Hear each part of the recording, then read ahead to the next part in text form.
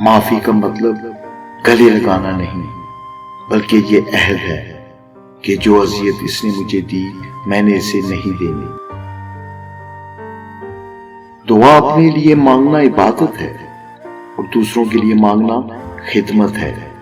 عبادت سے جنت ملتی ہے اور خدمت سے خدا ملتا ہے۔ اگر نشہ ہی کرنا ہے تو محنت کا کیجیے، بیماری بھی کامیابی والی ملے گی۔ قبولیت اور مقبولیت میں سے ہمیشہ قبولیت کا انتخاب کرو۔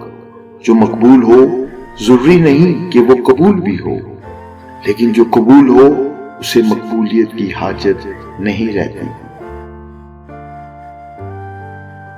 اگر کسی وجہ سے آپ کے خواب چکنا-چور ہو گئے ہیں تو ہمت کر کے ان کا ایک ٹکڑا اٹھا لیجئے اور پھر سے کوشش شروع کر دیجئے۔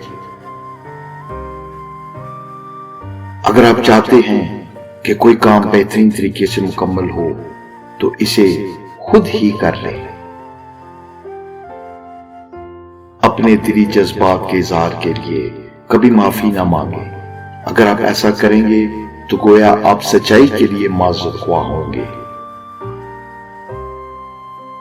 ایک سمجھدار شخص وہ ہوتا ہے جو ہمیشہ کسی عورت کی سالگرہ کا دن تو یاد رکھتا ہے، لیکن اس کی اصل عمر کبھی یاد نہیں رکھتا۔ مشکل وقت میں دوسروں کے کام آیا کرو، کیونکہ مشکل وقت سب پر آتا ہے، کسی کا صبر دیکھنے کا اور کسی کا ظرف۔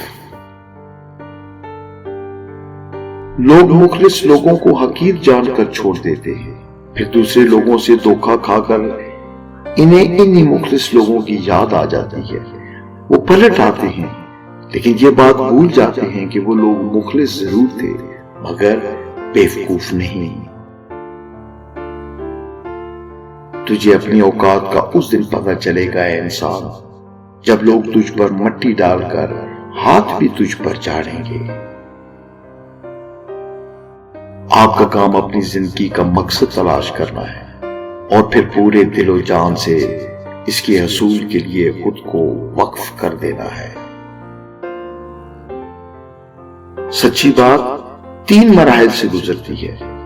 پہلے اس کا مذاق اڑایا جاتا ہے، دوسرا اس کی شدید مخالفت کی جاتی ہے، آخر کار یہ قبول کر لی جاتی ہے۔